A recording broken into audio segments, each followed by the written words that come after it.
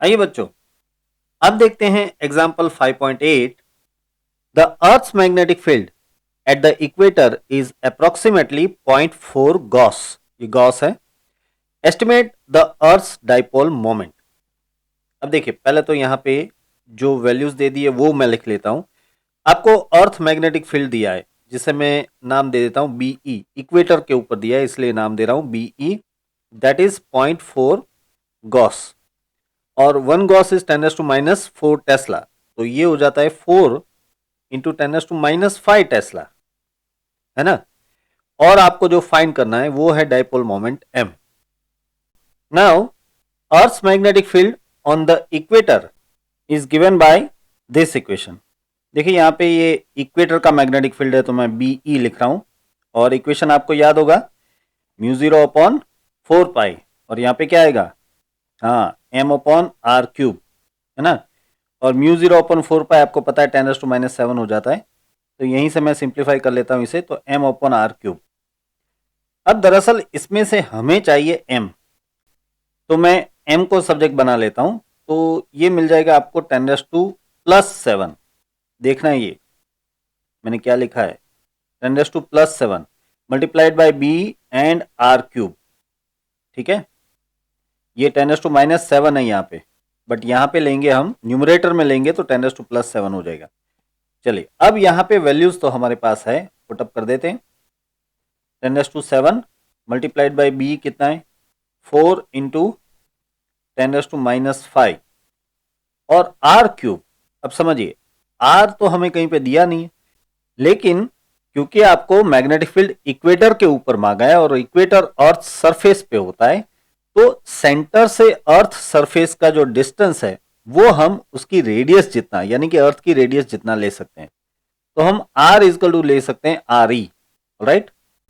और R E है approximately 6.4 into 10⁻6 metre.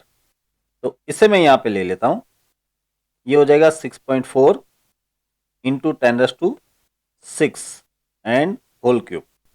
अब इसे सॉल्व करेंगे हम तो डाइपोल मोमेंट आपको मिल जाएगी something 1.049 into 10⁻23 ampere metre square.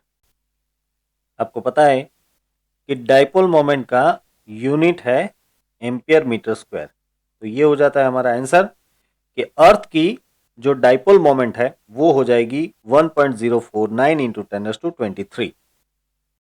अब आ जाते हैं हम एग्जाम्पल 5.9 पे।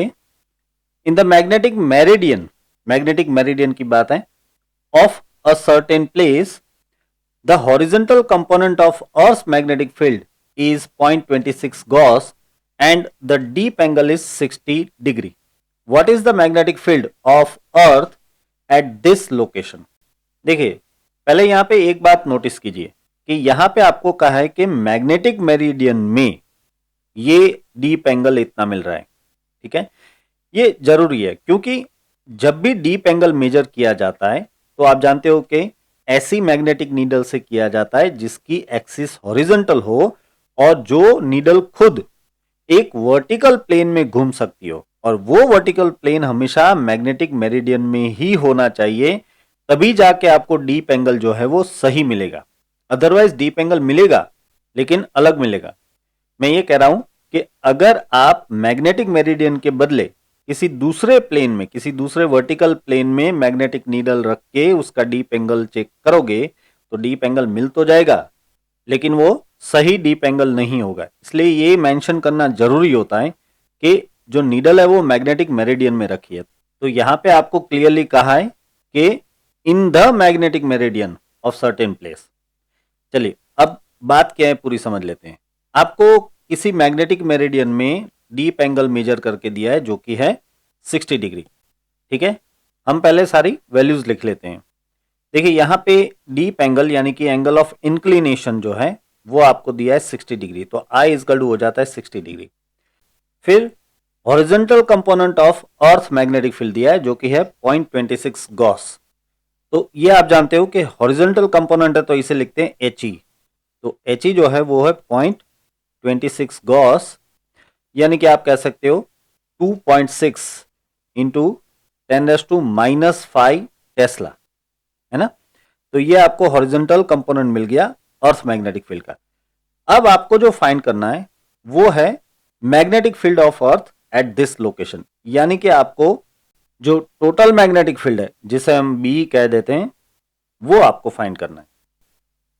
अब देखिए आपके पास एक इक्वेशन है जो कि एच ई फाइंड करने के लिए, horizontal component of earth magnetic field find करने के लिए, और वो है H E is equal to B cos I. याद है, Z E is equal to B sine I, H E is equal to B cos I. तो यहां से बी फाइंड कर सकते हैं हम।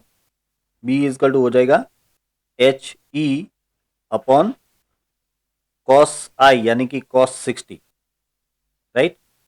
अब इसमें एच की वैल्यू आपको दी है 2.6 into 10⁻⁵ Tesla divide by cos 60 यानी कि 1/2 या फिर कहे कि 0.5 हो जाता है।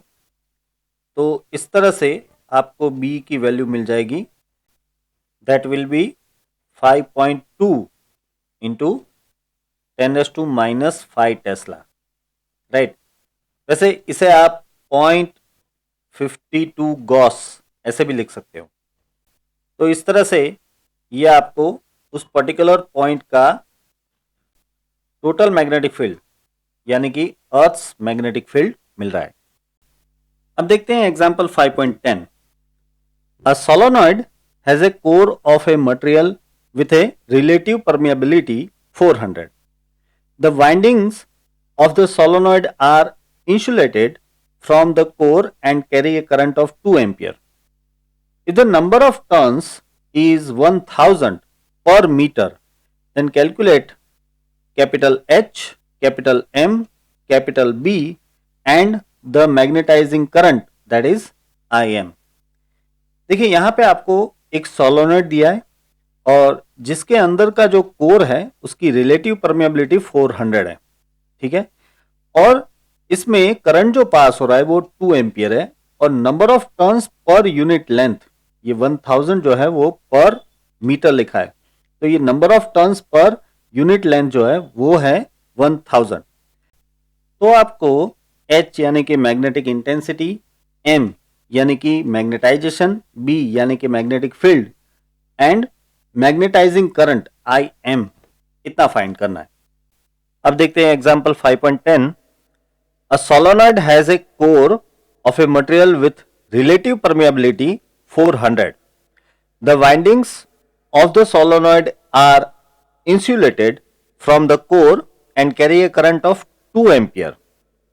If the number of turns is 1000 per meter, then calculate A, capital H, B, capital M, C, capital B and D the magnetizing current IM.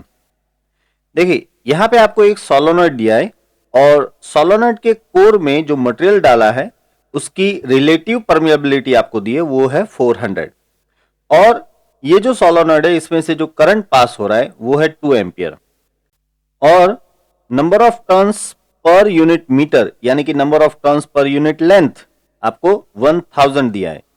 तो आपको एक तो फाइंड करना है H यानी कि मैग्नेटिक इंटेंसिटी, दूसरा फाइंड करना है M, कैपिटल M यानी कि मैग्नेटाइजेशन, और तीसरा फाइंड करना है B यानी कि टोटल मैग्नेटिक फील्ड। देखिए यहाँ पे ये BO या फिर BM नहीं लिखा है, यहाँ पे लिखा है B, तो ये टोटल मैग्नेटिक फील्ड है। और आखिरी फाइंड करना है आपको मैग्नेटाइजिंग करंट IM। ये एक नई चीज है, ये थियरी में नहीं आई है, समझे आप। देखिए मैग्नेटाइजिंग करंट यानी कि जो मैग्नेटाइजेशन ला रहा है उसके इक्विवेलेंट करंट। देखिए जब हम सोलेनॉइड के कोर में कोई मटेरियल डालते हैं तो उस मटेरियल के ऊपर सोलेनॉइड का मैग्नेटिक फील्ड इफेक्ट करता है, उस वजह से कोर के अंदर जो एटॉमिक डाइपोल मोमेंट्स हैं वो सारी एक डायरेक्शन में अलाइन होती है और इससे होता है मटेरियल का मैग्नेटाइजेशन, मटेरियल का मैग्नेटाइजेशन होता है। अब ये मैग्नेटाइजेशन होने से क्या होता है कि मटेरियल में जितने भी एटम्स हैं उनकी जो मैग्नेटिक डाइपोल मोमेंट है वो एक डायरेक्शन में अलाइन हो जाती है। अब इससे क्या होता है समझिए, इससे होता यह है कि इन सभी एटम्स में ये जो मैग्नेटिक डाइपोल मोमेंट प्रोड्यूस हो रही थी, उसके पीछे जो इलेक्ट्रॉन्स हैं, उन सभी इलेक्ट्रॉन की डायरेक्शन एक हो जाती है ना? क्योंकि सारे एटम की मैग्नेटिक डाइपोल मोमेंट एक डायरेक्शन में हो गई, तो उनके इलेक्ट्रॉन्स की डायरेक्शन भी एक डायरेक्शन में हो गई।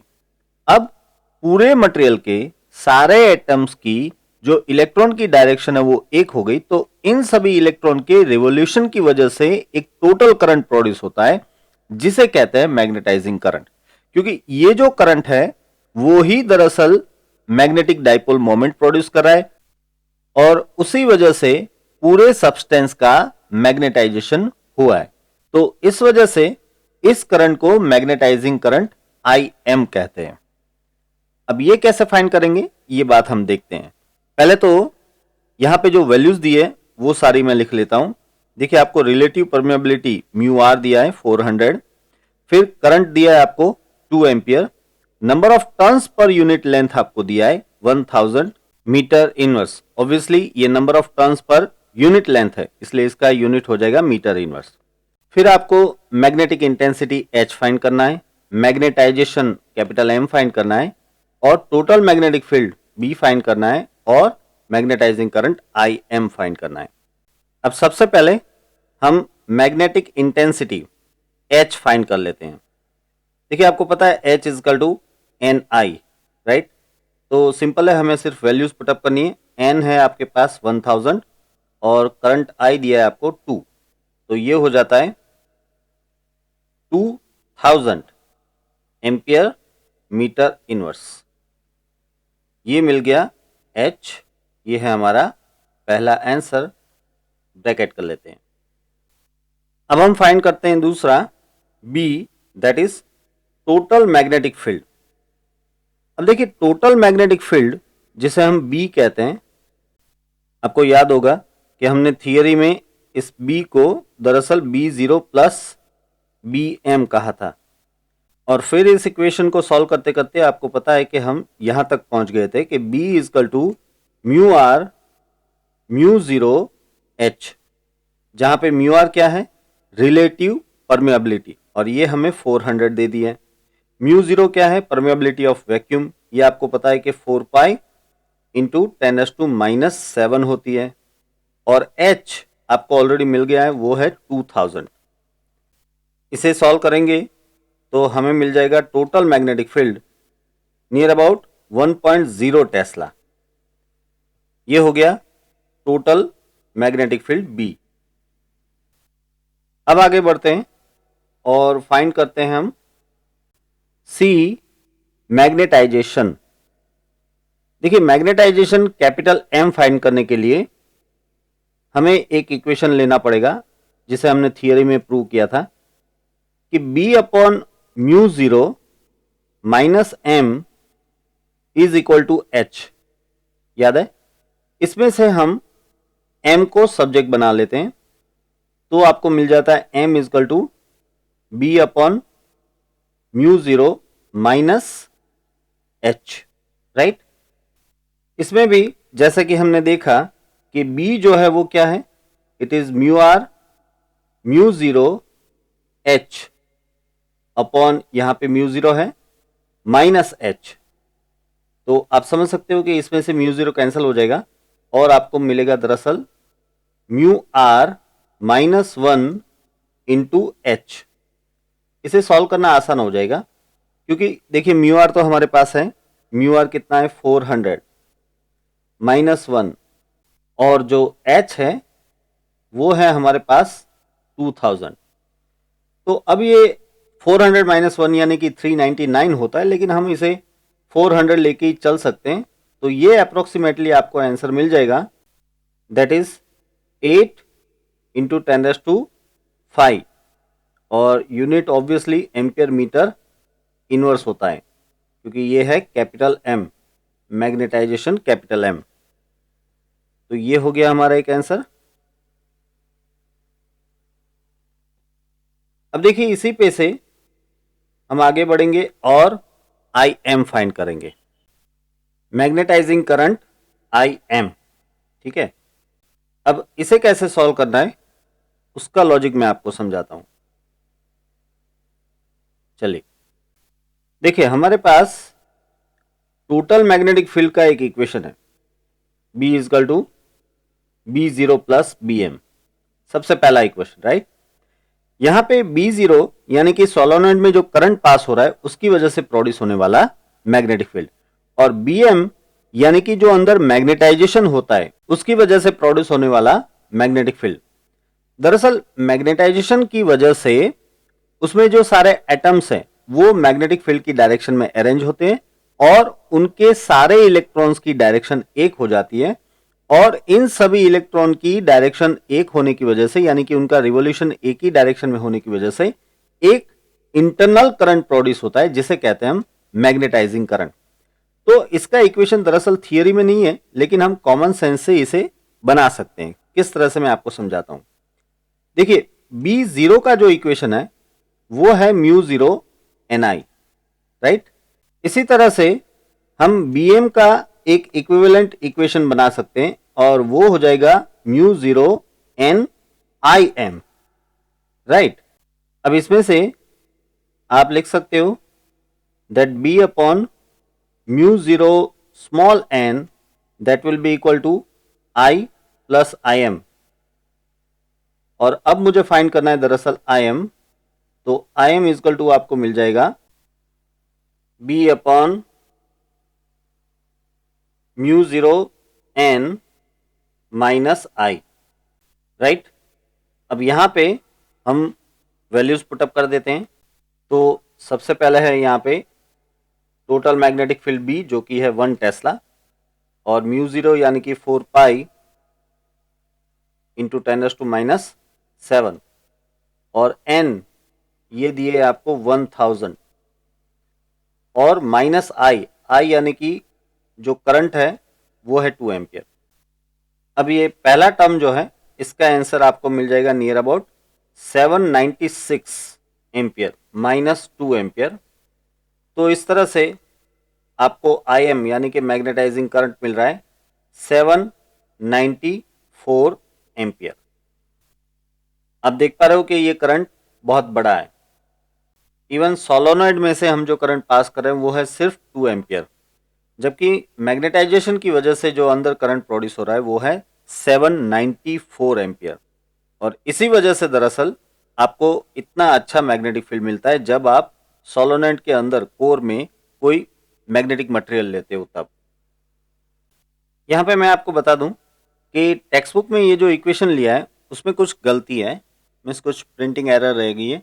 उसमें B is equal to μr n0 into bracket I plus Im ऐसे लिया है, जिसमें कुछ प्रिंटिंग एरर है, वो सही नहीं है। तो ये आ गया हमारा सही आंसर, और वो है 794 एम्पियर। अब देखते हैं example 5.11। A domain in ferromagnetic iron is in the form of a cube of side length 1 micrometre. Estimate the number of ion atoms in the domain and the maximum possible dipole moment and magnetization of the domain. The molecular mass of ion is 55 gram per mole and its density is 7.9 gram per centimeter cube. Assume that each ion atom has a dipole moment of 9.27 into 10⁻⁻24 ampere metre square. देखिए यहाँ पे आपको एक ferromagnetic domain के बारे में सोचना है जो कि क्यूबिकल शेप में है, ऐसे आपको सोचना है, और हर एक साइड की लेंथ 1 माइक्रोमीटर है। तो आपको सबसे पहले ये फाइंड करना है कि इसमें नंबर ऑफ एटम्स कितने होंगे और इन एटम्स की वजह से मैक्सिमम पॉसिबल डाइपोल मोमेंट कितनी होगी, और साथ ही इस डोमेन का मैग्नेटाइजेशन कितना होगा, ये आपको फाइंड करना है। अब क्योंकि ये डोमेन आयन का बना है इसलिए आपको आयन का मॉलिक्यूलर मास दे दिया है जो कि है 55 ग्राम पर मोल। साथ ही आयन की डेंसिटी आपको दे दी है 7.9 ग्राम पर सेंटीमीटर क्यूब, और साथ ही आयन के हर एक एटम की जो डाइपोल मोमेंट है वो 9.27 इंटू 10⁻⁻24 एम्पियर मीटर स्क्वायर दे दी है। अब देखिए सबसे पहले जो आपको वैल्यूज दे दी है वो यहाँ पे लिख लेते हैं। यहाँ पे क्यूब की जो साइड है उसकी लेंथ दी है 1 माइक्रोमीटर, यानी कि 10⁻⁻⁶ मीटर। फिर मॉलिक्यूलर मास दिया है आयन का, जिसे मैं MO लिखता हूं, कैपिटल MO, वो है 55 ग्राम पर मोल। यानी हम कह सकते हैं 0.055 किलोग्राम पर मोल। इसके बाद आयन की डेंसिटी दे दी है, जिसे मैं रो कहूंगा, 7.9 ग्राम पर सेंटीमीटर क्यूब है ये। तो इसे हम कन्वर्ट कर लेंगे, 7.9 मल्टीप्लाइड बाय, देखिए 10⁻³ किलोग्राम हो जाएगा, और यहाँ पे 10⁻⁶ मीटर क्यूब हो जाएगा। तो ये किलोग्राम पर मीटर क्यूब मिलेगा आपको, किलोग्राम पर मीटर क्यूब। और ये कितना हो जाता है, ये हो जाता है 7.9 इंटू 10⁻³ किलोग्राम पर मीटर क्यूब। ठीक है, ये होगी डेंसिटी। अब आपको पर एटम जो डाइपोल मोमेंट दी है, जिसे मैं स्मॉल m कहूंगा, 9.27 इंटू 10⁻⁻24 एम्पियर मीटर स्क्वायर है। और आपको जो फाइंड करना है वो है पहले तो नंबर ऑफ आयन एटम्स, फिर मैक्सिमम डाइपोल मोमेंट, जिसे मैं mmax कह रहा हूं, और मैग्नेटाइजेशन, कैपिटल M, इतना फाइंड करना है। अब देखिए, सबसे पहले तो हम इक्वेशन यूज कर लेते हैं, mass is equal to volume into density. इससे हमें मास मिल जाएगा, पूरे डोमेन का मास मिल जाएगा। अब देखिए, वॉल्यूम के लिए मैं यूज करूंगा L³ इक्वेशन, क्योंकि ये क्यूब है, डोमेन को क्यूब सोचना है, और डेंसिटी के लिए रो तो दिया ही है। अब यहाँ पे L³ यानी कि 10⁻⁻⁶ cube multiplied by rho 7.9 into 10⁻³ है। तो ये मास हो जाएगा 7.9 इंटू 10⁻⁻15 किलोग्राम। ठीक है, ये आपको मास मिला है। मैं यहाँ पे मास के लिए मास ही लिख रहा हूं, स्मॉल m नहीं ले रहा हूं, क्योंकि आप जानते हो कि स्मॉल m यहाँ पे डाइपोल मोमेंट हो जाती है। अब इससे हम number of atoms in the dipole find कर सकते हैं, एक डाइपोल में कितने नंबर ऑफ एटम्स है ये फाइंड कर सकते हैं। इसके लिए इक्वेशन इस तरह से हो जाएगा, capital N will be equal to mass of the domain divide by m0 multiplied by Na। आपको पता है कि यहाँ पे m0 जो है वो मॉलिक्यूलर मास है आयन का, और Na जो है वो एवोगेड्रो नंबर है। तो अब देखिए, मास यहाँ पे 7.9 इंटू 10⁻⁻15 है, डिवाइड बाय मॉलिक्यूलर मास जो है वो है 0.055, और एवोगेड्रो नंबर तो आप जानते ही हो, 6.023 इंटू 10⁻23। तो इससे एक डोमेन में टोटल नंबर ऑफ एटम्स मिल जाएंगे आपको 8.65 इंटू 10⁻10, दिस मैनी एटम्स। आप ये नंबर तो देखिए जरा, कितना बड़ा नंबर है। एक डोमेन जो कि क्यूब जैसा हमने सोचा है, उसकी साइड सिर्फ 1 माइक्रोमीटर है, उसके अंदर 8.6 इंटू 10⁻10 एटम्स हैं, यानी ऑलमोस्ट आप 10⁻11 लेके चल सकते हो। इतने सारे एटम एक छोटे से डोमेन में है। चलिए अब आगे बढ़ते हैं और फाइंड करते हैं मैक्सिमम डाइपोल मोमेंट। अब देखिए, इसके लिए एक एजम्पशन करना पड़ेगा, if all the atomic dipole moments are aligned in one direction, then maximum dipole moment of the domain will be mmax. It will be mmax equal to n into small m. समझिए, अगर हम ऐसा सोचे कि पूरे domain में जितनी भी डाइपोल मोमेंट्स हैं वो सारे एक ही डायरेक्शन में है, तो हम मैक्सिमम डाइपोल मोमेंट इस इक्वेशन से फाइंड कर सकते हैं। वैसे ये रियलिस्टिक केस नहीं है, ये प्रैक्टिकली नॉर्मल टेम्परेचर में पॉसिबल नहीं है। फिर भी हमें मैक्सिमम डाइपोल मोमेंट फाइंड करनी है, तो हम ये इक्वेशन लगा रहे हैं। देखिए n जो है टोटल नंबर ऑफ एटम्स है एक डोमेन में, और स्मॉल m जो है वो एक डाइपोल की डाइपोल मोमेंट है। तो इससे हमें टोटल डाइपोल मोमेंट या फिर कहें कि मैक्सिमम डाइपोल मोमेंट मिल जाती है। अब n यानी कि 8.65 इंटू 10⁻10 एटम्स हैं, और स्मॉल m यानी कि पर एटम जो डाइपोल मोमेंट है वो आपको दे दिए 9.27 इंटू 10⁻24 ऐसे दे दिए। तो इससे आपको m max मिल सकता है, और ये m max मिल जाएगा आपको approximately 8.0 into 10⁻13 ampere metre square. ये आपको मिल रहा है m max। देखिए अभी तक हमारे पास दो आंसर्स आ गए, एक तो हमें total number of atoms find करने थे और एक हमें m max फाइंड करना था। अब फाइंड कर लेते हैं हम मैग्नेटाइजेशन। नाउ मैग्नेटाइजेशन, अब देखिए मैग्नेटाइजेशन के लिए हमें उसकी डेफिनेशन को याद करना पड़ेगा। Magnetisation which is capital M is total dipole moment per unit volume. याद है, it is total dipole moment या फिर net dipole moment per unit volume. तो इसका मतलब यह हुआ कि मैग्नेटाइजेशन कैपिटल M जो है वो हो जाएगा m max पर वॉल्यूम, है ना, it will be m max पर वॉल्यूम।